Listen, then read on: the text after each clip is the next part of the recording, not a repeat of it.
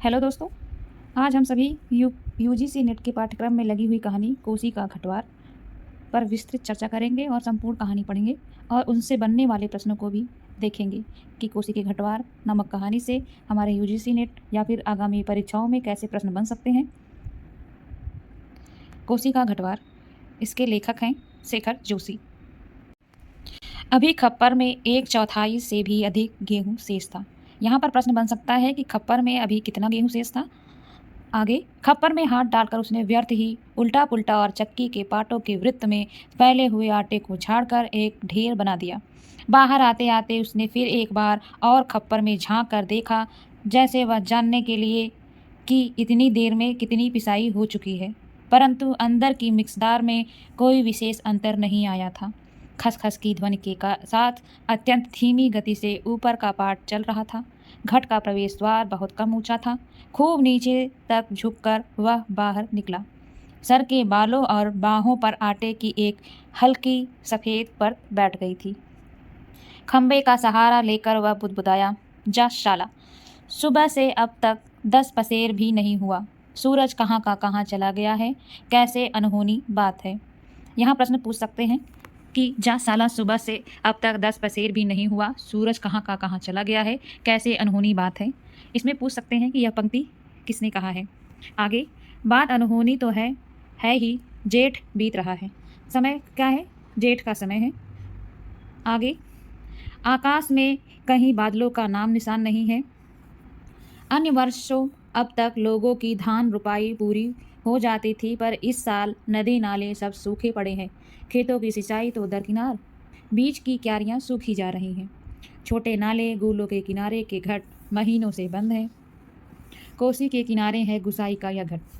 यहाँ प्रश्न बन सकता है कि गुसाई का घट किस नदी के किनारे है, तो पाठ के नाम के अकॉर्डिंग कोसी नदी के किनारे यहाँ पर भी दिया हुआ है कि कोसी के किनारे गुसाई का घट है।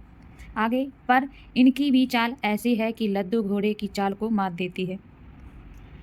आगे, चक्की के निचले खंड के छिच्छर छिच्छर की आवाज़ के साथ पानी को काटती हुई मथानी चल रही थी।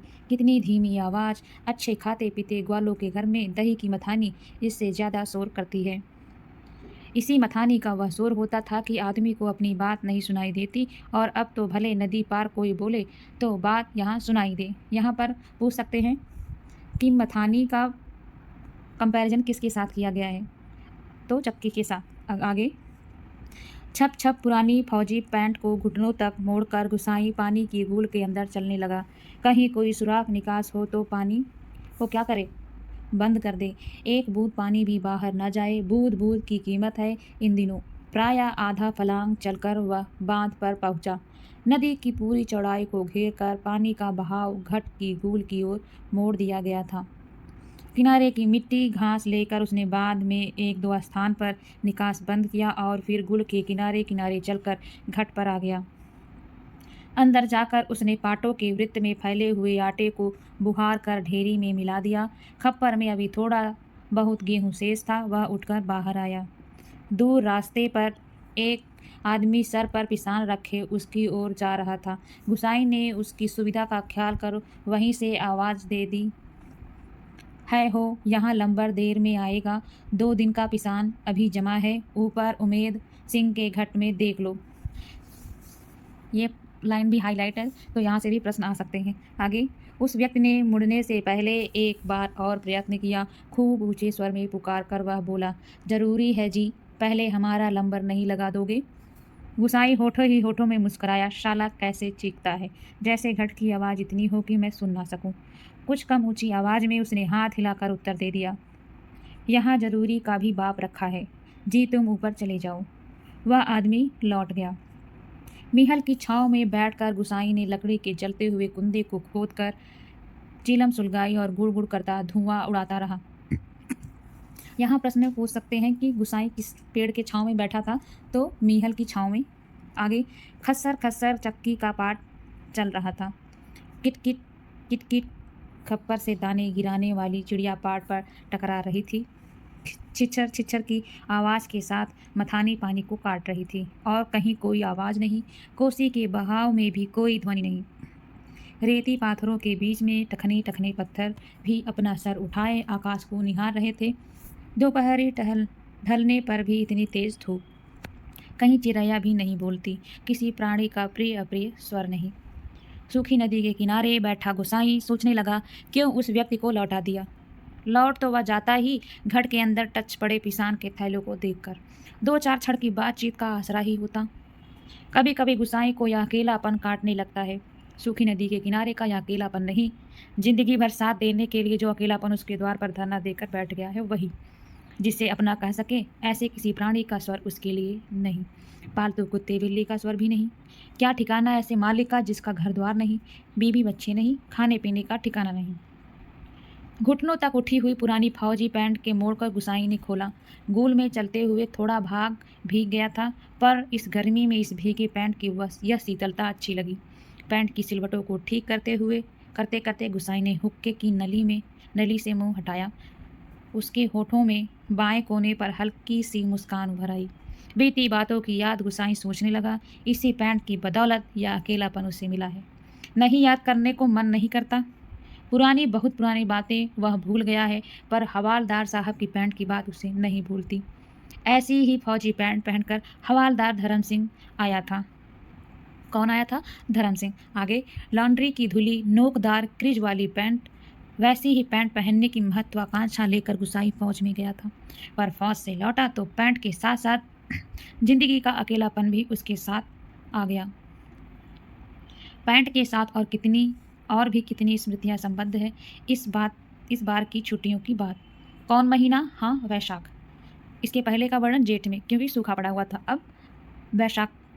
सर पर क्रॉस, खुकरी के क्रेच वाली काली किस्तीनुमा टोपी को तिरछा रखकर फौजी वर्दी वह पहली बार एनुअल लीव पर घर आया तो चीड़वन की आग की तरह खबर इधर उधर फैल गई थी। बच्चे बूढ़े सभी उससे मिलने आए थे। चाचा का गोठ एकदम भर गया था, ठसाठस। बिस्तर की नई एकदम साफ जगमग लाल नीली धारियों वाली दरी आंगन में बिछानी पड़ी थी लोगों को बिठाने के लिए। खूब याद है, आंगन का गोबर दरी में लग गया था। बच्चे बूढ़े सभी आए थे। सिर्फ चना गुड़ या हल्द्वानी के तंबाकू का लोभ ही नहीं था, कल के शर्मीले गुसाई को इस नए रूप में देखने का कौतूहल भी था। पर गुसाई की आंखें उस भीड़ में जिसे खोज रही थी वह वहाँ नहीं थी। नाला पार के अपने गांव से भैंस के कटाया को खोजने के बहाने दूसरे दिन लक्ष्मा आई थी, पर गुसाई उस दिन उससे मिल न सका। गांव के छोकरे ही गुसाई की जान को बवाल हो गए थे। बुढ़े नरसिंह प्रधान उन दिनों ठीक ही कहते थे। तो लक्ष्मा कहाँ थी? नाला के पार के गांव के पास। और किस बहाने से आई थी? भैंस के कटिया को खोजने के बहाने। और ग्राम के प्रधान का क्या नाम था? नरसिंह। आजकल गुसाई को देखकर सोबनिया का लड़का भी अपनी फटी खेर की टोपी को तिरछी पहनने लगा है। दिन रात बिल्ली के बच्चों की तरह छोकरे उसके पीछे लगे रहते हैं, सिगरेट बीड़िया गपशप के लोभ में। एक दिन बड़ी मुश्किल से मौका मिला था उसे। लक्ष्मा को पात पतेल के लिए जंगल जाते देखकर वह छोकरों से काकड़र के शिकार का बहाना बनाकर अकेले जंगल को चल दिया था। गांव की सीमा से बहुत दूर काफल के पेड़ के नीचे गुसाई के घुटने पर सर रखकर लेटी लेटी लक्ष्मा काफल खा रही थी। कौन सा फल खा रही थी? काफल खा रही थी। पके गदराए गहरे लाल लाल काफल। खेल खेल में काफलों की छीना छपटी करते गुसाई ने लक्ष्मा की मुट्ठी भींच दी थी। टप टप काफलों का गाढ़ा रस उसकी पैंट पर गिर गया था। लक्ष्मा ने कहा, इसे यहीं रख जाना, मेरी पूरी बाँ की कुर्ती इसमें से निकल आएगी। वह खिलखिलाकर अपनी बात पर स्वयं ही हंसती थी। पुरानी बात, क्या कहा था गुसाई ने याद नहीं पड़ता। तेरे लिए एक मखमल की कुर्ती ला दूंगा मेरी सुआ, या कुछ ऐसा ही। पर लक्ष्मा को मखमल की कुर्ती किसने पहनाई होगी? पहाड़ी पार के रमुआ ने, जो तुरी निशान लेकर उसे ब्याहने आया था, जिसके पीछे आगे पीछे भाई बहन नहीं, माई बाप नहीं। परदेश में बंदूक की नोक पर जान रखने वाले को छोकरी कैसे दे दे हम? लक्ष्मा के बाप ने कहा था। उसका मन जानने के लिए गुसाई ने टेढ़े तिरछे बात चलवाई थी। इसी साल मगरसिया की एक ठंडी उदास शाम को गुसाई की यूनिट के सिपाही किशन सिंह ने क्वार्टर मास्टर स्टोर के सामने खड़े खड़े उससे कहा था, हमारे गांव के राम सिंह ने जिद की तभी छुट्टियां बढ़ानी पड़ी। फिर साल उसकी शादी थी। खूब अच्छी औरत मिली है यार, शकल सूरत भी खूब है, एकदम पटाखा, बड़ी हंसमुख है। तुमने तो देखा ही होगा, तुम्हारे गाँव के नज़दीक की है। लक्ष्मा कुछ ऐसा ही नाम है। गुसाई को याद नहीं पड़ता कौन सा बहाना बनाकर वह किशन के पास से चला आया था। रम डे थे उस दिन। हमेशा आधा पैग लेने वाला गुसाई उस दिन पेशी करवाई थी मलेरिया प्रिकॉशन न करने के अपराध में। सोचते सोचते गुसाई बुदबुदाया, साला एडजुटेंट। गुसाई सोचने लगा, उस साल छुट्टियों में घर से विदा होने से एक दिन पहले वह मौका निकाल कर लक्ष्मा से मिला था। गंगनाथियों की कसम, जैसा तुम कहोगे मैं वैसा ही करूंगी, आंखों में आंसू भरकर लक्ष्मा ने कहा था। इसमें प्रश्न पूछ सकते हैं कि लक्ष्मा ने किसकी कसम खाई थी। आगे, वर्षों से वह सोचता आया है वही लक्ष्मा से भेंट होगी तो वह अवश्य कहेगा कि वह गंगनाथ का जागर लगाकर प्रायश्चित जरूर कर ले। देवी देवताओं की झूठे कस्में खाकर उन्हें नाराज करने से क्या लाभ। जिस पर भी गंगनाथ का कोप हुआ वह कभी फल फूल नहीं पाया। पर लक्ष्मा से कब भेंट होगी यह वह नहीं जानता। लड़कपन से संगी साथी नौकरी चाकरी के लिए मैदानों में चले गए हैं। गांव की ओर जाने का उसका मन नहीं होता। लक्ष्मा के बारे में किसी से पूछना उसे अच्छा नहीं लगता। जितने दिन नौकरी रही वह पलट कर अपने गांव नहीं आया। एक स्टेशन से दूसरे स्टेशन का वॉलेंटियरी ट्रांसफर लेने वालों की लिस्ट में नायक गुसाई सिंह का नाम ऊपर आता रहा। लगातार 15 साल।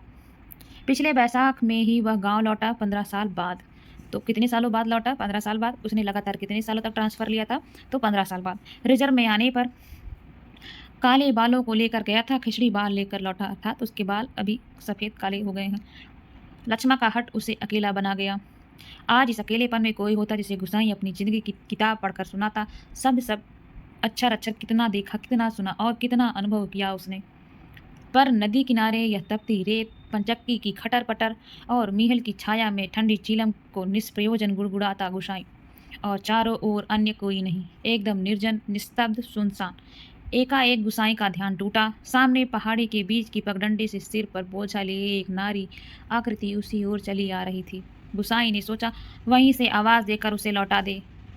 कोसी ने चिकने काई लगे पत्थरों पर कठिनाई से चलकर उसे वहां तक आकर केवल निराश लौट जाने को क्यों वह बाध्य करे। दूर से चिल्ला चिल्ला कर पिसान स्वीकार करवाने की लोगों की आदत से वह तंग आ चुका था। इस कारण आवाज देने को उसका मन नहीं हुआ। वह आकृति अब तक पगडंडी छोड़कर नदी की मार्ग में आ पहुंची थी। चक्की की बदलती आवाज को पहचान कर गुसाई घट के अंदर चला गया। खप्पर का अनाज समाप्त हो चुका था। खप्पर में एक कम अन्न था। अन्न वाले थैले को उलटकर उसने अन्न का निकास रोकने के लिए काठ की चिड़िया को उल्टा कर दिया। किट किट का स्वर बंद हो गया। वह जल्दी जल्दी आटे को थैले में भरने लगा। घट के अंदर मथाने की छिच्छर की आवाज भी अपेक्षाकृत कम सुनाई दे रही थी। केवल चक्की ऊपर वाले पार्ट की घिसटती हुई घरघराहट का हल्का धीमा संगीत चल रहा था।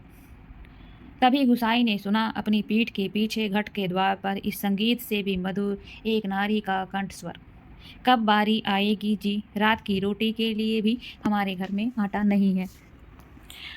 ये पंक्ति भी इम्पोर्टेंट है। आगे, सर पर पिसान रखे एक स्त्री उससे यह पूछ रही थी। गुसाई को उसका स्वर परिचित सा लगा। चौंक कर उसने पीछे मुड़कर देखा। कपड़े में पिसान ढीला बंधा होने के कारण बोझ का वह सिरा उसके मुख के आगे आ गया था। गुसाई उसे ठीक से नहीं देख पाया, लेकिन तब भी उसका मन जैसे आशंकित हो उठा।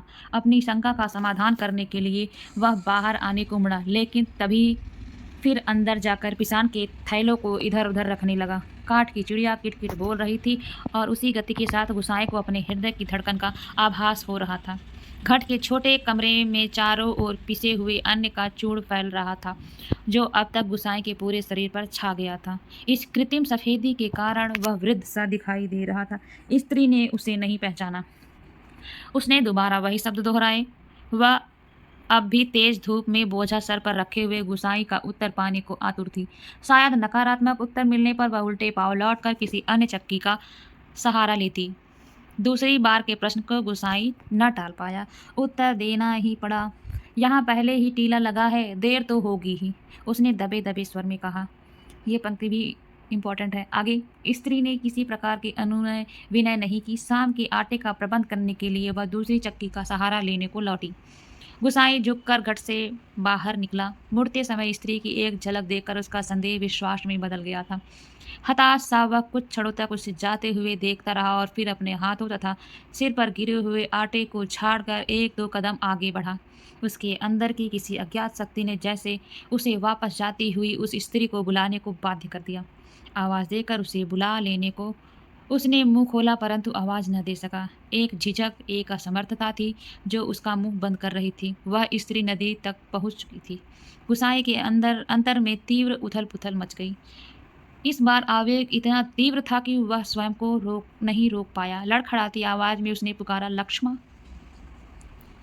घबराहट के कारण वह पूरे जोर से आवाज नहीं दे पाया था। स्त्री ने यह आवाज नहीं सुनी।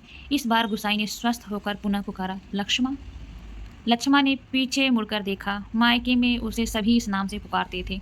यह संबोधन उसके लिए स्वाभाविक था, परंतु उससे शंका शायद यह थी कि चक्की वाला एक बार पिसान स्वीकार न करने पर भी दोबारा उसे बुला रहा है, या उसे केवल भ्रम हुआ। उसने वहीं से पूछा, मुझे पुकार रहे हैं जी? गुसाई ने संयत स्वर में कहा, हाँ, ले आ, हो जाएगा। लक्ष्मा क्षण भर रुकी, फिर घट की ओर लौट आई। अचानक साक्षात्कार होने का मौका न देने की इच्छा से गुसाई व्यस्तता का प्रदर्शन करते हुए मीहल की छां में चला गया। लक्ष्मा पिसान का थैला घट के अंदर रख आई। बाहर निकलकर उसने आंचल के कोर से मुंह पोंछा। तेज धूप में चलने के कारण उसका मुंह लाल हो गया था। किसी पेड़ की छां में विश्राम करने की इच्छा से उसने इधर उधर देखा। मीहल के पेड़ की छाया में घट की ओर पीठ किए गुसाई बैठा हुआ था। निकट स्थान में दाड़िम के एक पेड़ की छां को छोड़कर अन्य कोई बैठने लायक स्थान नहीं था। वह उसी ओर चलने लगी। गुसाई दत्त मीहल के पेड़ की छांव में बैठे थे और लक्ष्मा कहाँ बैठने जा रही है? दाड़िम के पेड़ के नीचे। आगे गुसाई की उदारता के कारण रीढ़ी सी होकर ही जैसे उसने निकट आते आते कहा, तुम्हारे बाल बच्चे जीते रहे, घरवार जी, बड़ा उपकार का काम कर दिया तुमने। ऊपर के घट में भी जाने कितनी देर में लंबर आता। ये भी लाइन इंपॉर्टेंट है। आगे अजाज संतति के प्रति दिए गए आशीर्वचनों को गुसाई ने मन ही मन विनोद के रूप में ग्रहण कर लिया। इस कारण उसकी मानसिक उथल पुथल कुछ कम हो गई। लक्ष्मा उसकी ओर देखे इससे पूर्व उसने कहा, जीते रहे तेरे बाल बच्चे लक्ष्मा, मायके का बाई। गुसाई ने अंदर में घुमड़ती आंधी को रोककर यह प्रश्न कितने संयत स्वर में किया, जैसे वह भी अन्य 10 आदमियों की तरह लक्ष्मा के लिए एक साधारण व्यक्ति हो। दाड़िम की छाया में पात पतेल झाड़कर बैठते लक्ष्मण ने सशंकित दृष्टि से गुसाई की ओर देखा। कोसी की सूखी धार अचानक जल प्लावित होकर बहने लगती तो भी लक्ष्मण को इतना आश्चर्य न होता जितना अपने स्थान से केवल 4 कदम की दूरी पर गुसाई को इस रूप में देखने पर हुआ। विस्मय से आंखें फाड़कर वह उसे देखे जा रही थी, जैसे अब भी उसे विश्वास न हो रहा हो कि जो व्यक्ति उसके सम्मुख बैठा है वह उसका पूर्व परिचित गोसाई ही है। तुम जाने लक्ष्मा क्या कहना चाहती थी? शेष शब्द उसके कंठ में ही रह गए। हाँ, पिछले साल पलटन से लौट आया था, वक्त काटने के लिए यह घट लगवा लिया। गुसाई ने ही पूछा, बाल बच्चे ठीक हैं? आंखें जमीन पर टिकाए गर्दन हिलाकर संकेत से ही उसने बच्चों की कुशलता की सूचना दे दी। जमीन पर गिरे एक दाड़िम के फूलों को हाथ में लेकर लक्ष्मा उसकी पंखुड़ियों को एक एक कर निरुद्देश्य तोड़ने लगी और गुसाई पतली सीख लेकर आग को कुरेदता रहा। यहाँ जितना भी हाईलाइट किया गया है वो प्रश्न एग्जाम में आ सकते हैं। बातों का क्रम बनाए रखने के लिए गुसाई ने पूछा, तू अभी और कितने दिन मायके ठहरने वाली है? अब लक्ष्मा के लिए अपने को रोकना असंभव हो गया। टप टप टप वह सर नीचा किए आंसू गिराने लगी। सिसकियों के साथ साथ उसके उठते गिरते कंधों को गुसाई देखता रहा। उसे यह नहीं सोच रहा था कि वह किन शब्दों में अपनी सहानुभूति प्रकट करे। इतनी देर बाद सहसा गुसाई का ध्यान लक्ष्मी के शरीर की ओर गया। उसके गले में चरेऊ मंगलसूत्र सुहाग का चिन्ह नहीं था। हतप्रभ सा गुसाई उसे देखता रहा। अपनी व्यवहारिक अज्ञानता पर उसे बेहद झुंझलाहट हो रही थी। आज अचानक लक्ष्मा से भेंट हो जाने पर वह उन सब बातों को भूल गया जिन्हें वह कहना चाहता था। इन क्षणों में वह केवल मात्र श्रोता बनकर रह जाना चाहता था। गुसाई की सहानुभूतिपूर्ण दृष्टि पाकर लक्ष्मा आंसू पोंछती हुई अपना दुखड़ा रोने लगी। जिसका भगवान नहीं होता उसका कोई नहीं होता। जेठ जेठानी से किसी तरह पिंड छुड़ाकर यहाँ माँ की बीमारी में आई थी, वह भी मुझे छोड़कर चली गई। एक अभागा मुझे रोने को रह गया है, उसी के लिए जीना पड़ रहा है, नहीं तो पेट पर पत्थर बांध कर कहीं डूब मरती, जंजाल कटता। यहाँ काका काकी के साथ रह रही हो? गुसाई ने पूछा। मुश्किल पड़ने पर कोई किसी का नहीं होता जी। बाबा की जायदाद पर उनकी आंखें लगी हैं, सोचते हैं कहीं मैं हक न जमा लूं। मैंने साफ साफ कह दिया, मुझे किसी का कुछ लेना देना नहीं। जगलात का लीशा ढोकर अपनी गुजर कर लूंगी, किसी की आंख का कांटा बनकर नहीं रहूंगी। गुसाई ने किसी प्रकार की मौखिक संवेदना नहीं प्रकट की, केवल सहानुभूतिपूर्ण दृष्टि से उसे देखता भर रहा। दाड़िम के वृक्ष से पीठ टिकार लक्ष्मा घुटने मोड़कर बैठी थी। गुसाई सोचने लगा, 15-16 साल किसी की जिंदगी में अंतर लाने के लिए कम नहीं होता। समय का यह अंतराल लक्ष्मा के चेहरे पर भी एक छाप छोड़ गया था। पर उसे लगा उस छाप के नीचे वह आज भी 15 वर्ष पहले की लक्ष्मा को देख रहा है। कितनी तेज धूप है इस साल, लक्ष्मा का स्वर उसके कानों में पड़ा, प्रसंग बदलने के लिए ही, जैसे लक्ष्मा ने यह बात जानबूझकर कही हो। और अचानक उसका ध्यान उस ओर चला गया जहाँ लक्ष्मा बैठी थी। दाढ़ी की फैली फैली अधढकी डालों से छनकर धूप उसके शरीर पर पड़ रही थी। सूरज की एक पतली किरण न जाने कब से लक्ष्मा के माथे पर गिरी हुई एक लट को सुनहरी रंगीनी में डुबो रही थी। गुसाई एक टक उसे देखता रहा। दोपहर तो बीत चुकी होगी, लक्ष्मा ने प्रश्न किया तो गुसाई का ध्यान लौटा। हाँ, अब तो 2 बजने वाले होंगे, उसने कहा। उधर धूप लग रही हो तो इधर आजा छाँव में, कहता हुआ गुसाई एक जमाई लेकर अपने स्थान से उठ गया। नहीं, यही ठीक है, कहकर लक्ष्मा ने गुसाई की ओर देखा, लेकिन अपनी बात कहने के साथ ही दूसरी ओर देखने लगा। घट में कुछ देर पहले डाला हुआ पिसान समाप्ति पर था। नंबर पर रखे हुए पिसान की जगह उसने जाकर जल्दी जल्दी लक्ष्मा का अनाज खप्पर में खाली कर दिया। धीरे धीरे चलकर गुसाई गुल के किनारे तक गया। अपनी अंजलि से भर भर कर उसने पानी पिया। फिर पास की एक बंजर घट के अंदर जाकर पीतल और अल्मुनियम के कुछ बर्तन लेकर आग के निकट बैठ लौट आया।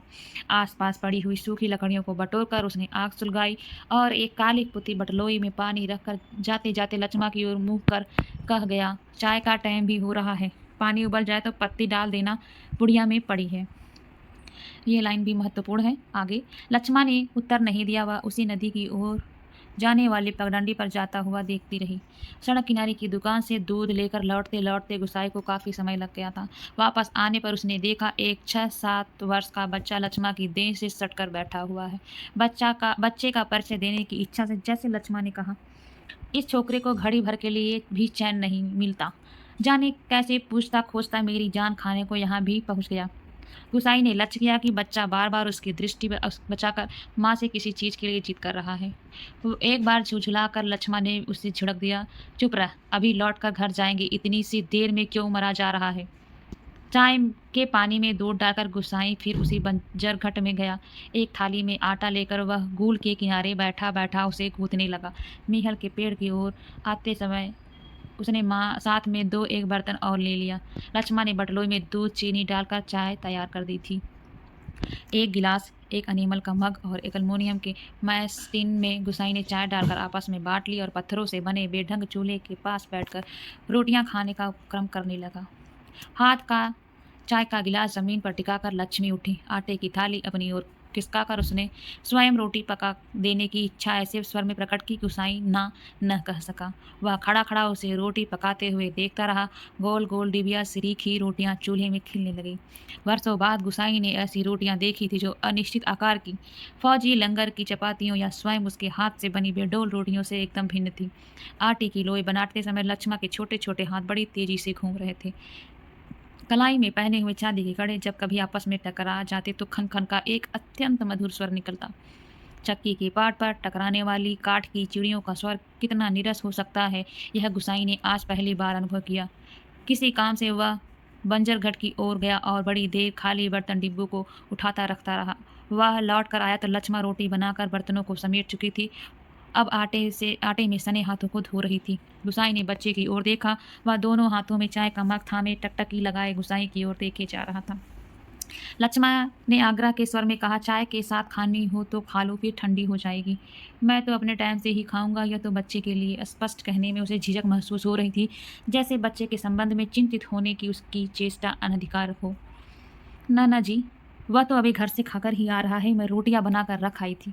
अत्यंत संकोच के साथ लक्ष्मा ने आपत्ति प्रकट की। यूं ही कहती है, कहाँ रखी थी रोटियां घर में? बच्चे ने रुआसी आवाज़ में वास्तविक व्यक्ति की बातें सुन रहा था और रोटियों को देखकर उसका संयम ढीला पड़ गया था। चुप, आंखें तरे कर लक्ष्मा ने उसे डांट दिया। बच्चे की इस कथन से उसकी स्थिति हास्यास्पद हो चुकी थी। इस कारण लज्जा से उसका मुंह आरक्त हो उठा। बच्चा है, भूख लग गई होगी, डांटने से क्या फ़ायदा। गुसाई ने बच्चे का पक्ष लेकर 2 रोटियां उसकी ओर बढ़ा दी, परंतु माँ की अनुमति के बिना उन्हें स्वीकारने का साहस बच्चे को नहीं हो रहा था। वह ललचाई दृष्टि से कभी रोटियों की ओर कभी माँ की ओर देख लेता था। गुसाई के बार बार आग्रह करने पर भी बच्चा रोटियां लेने में संकोच कर रहा था तो लक्ष्मा ने उसे झिड़क दिया, मर्द अब ले क्यों नहीं लेता? जहाँ जाएगा वहीं अपने लक्षण दिखाएगा।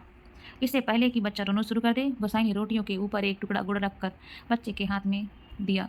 भरी भरी आंखों से इस अनोखे मित्र को देखकर बच्चा चुपचाप रोटी खाने लगा और गुसाई कौतुकपूर्ण दृष्टि से उसके हिलते डुलते हुए ओठों को देखता रहा।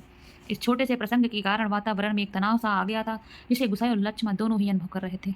स्वयं भी एक रोटी को चाय में डुबाकर खाते-खाते गुसाई ने जैसे एक तनाव को कम करने की कोशिश में ही मुस्कुरा कर कहा, "लोग ठीक ही कहते हैं, औरत के हाथ की बनी रोटियों में स्वाद ही दूसरा होता है।"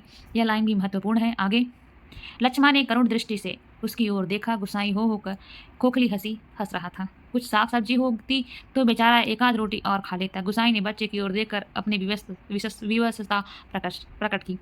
ऐसी ही खाने पीने वाले की तकदीर लेकर पैदा हुआ होता तो मेरे भाग क्यों पड़ता। 2 दिन से घर में तेल नमक नहीं, आज थोड़े पैसे मिले हैं, आज ले जाऊंगी कुछ सौदा। हाथ से अपनी जेब टटोलते हुए गुसाई ने संकोचपूर्ण स्वर में कहा, लक्ष्मण ने जिज्ञासा से उसकी ओर देखा। गुसाई ने जेब से एक नोट निकालकर उसकी ओर बढ़ाते हुए कहा, ले, काम चलाने के लिए यह रख ले, मेरे पास अभी और है, परसों दफ्तर से मनी ऑर्डर आया था। नहीं नहीं जी, काम तो चल ही रहा है, मैं इस मतलब से थोड़े कह रही थी, यह तो बात चली थी तो मैंने कहा, कहकर लक्ष्मण ने सहायता लेने से इनकार कर दिया।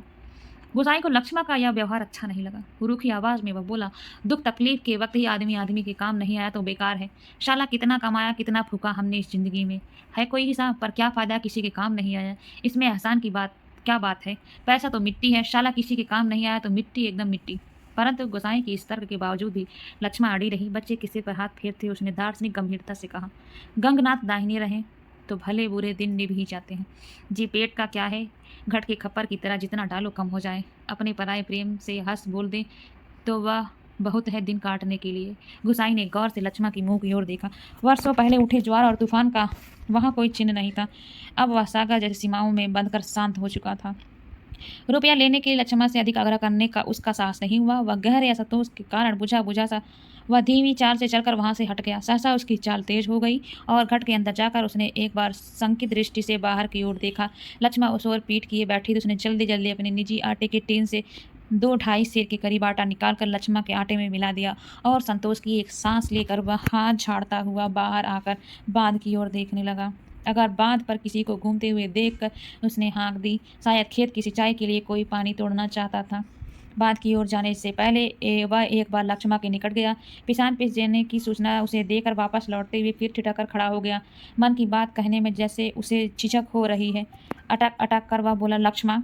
लक्ष्मण ने सिर उठाकर उसकी ओर देखा। गुसाई को चुपचाप अपनी ओर देखते हुए पाकर उसे संकोच होने लगा। वह न जाने क्या कहना चाहता है। इस बात की आशंका से उसने मुंह का रंग अचानक फीका होने लगा।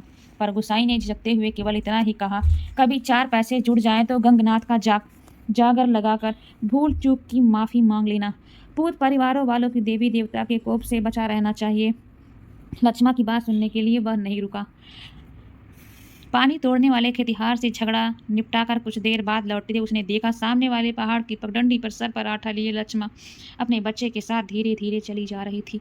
वह उन्हें पहाड़ी के मोड़ तक पहुंचने तक टकटकी बांधे देखता रहा। घट के अंदर काठ की चिड़िया अभी किट-किट आवाज कर रही थी। चक्की का पाट खिसर खिसर चल रहा था और मथानी की पानी काटने की आवाज आ रही थी और कहीं कोई स्वर नहीं, सब सुनसान निस्तब्ध।